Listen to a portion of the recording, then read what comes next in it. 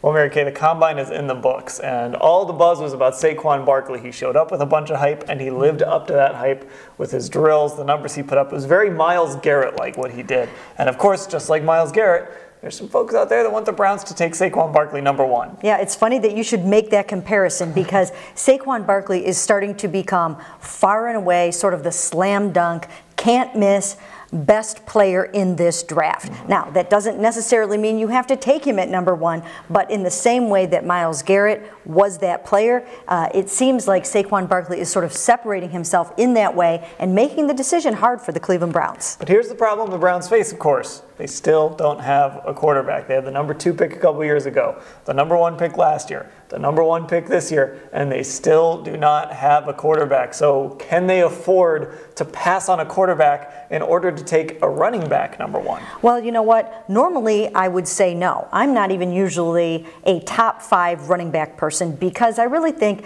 that you can get a running back later in the draft. They don't necessarily last very long. You only usually have them for their first contract, and then they're either hurt or they move on.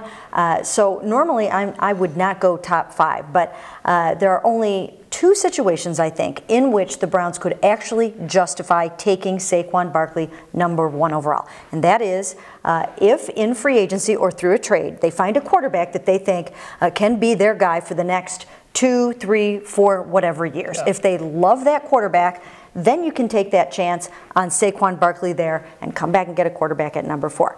The other scenario is they do not love one of these quarterbacks. They are not sure about all 4 of these top quarterbacks, and they can't really reach a consensus on one. There's so much debate that they're wringing their hands over it, and they feel like there's 3 different guys in the building that different people can be really, really happy with.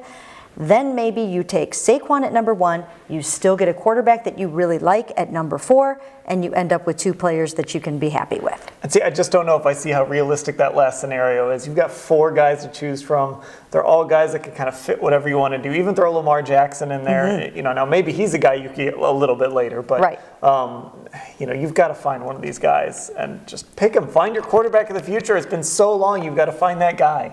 I know, and that is exactly how I felt leading up to the Combine. But coming out of the Combine, I talked to so many people throughout the days of the Combine, and there is not a #1 quarterback. There's not one guy.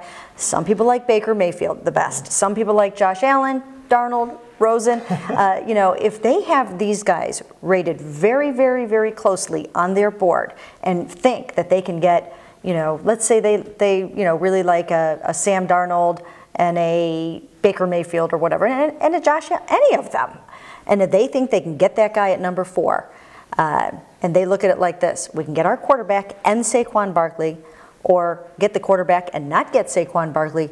You can almost see that could possibly be their strategy, not that I necessarily agree with it. Yeah, that would make me nervous because to me, you're sitting at #1, you've got control of the draft, you can pick your guy.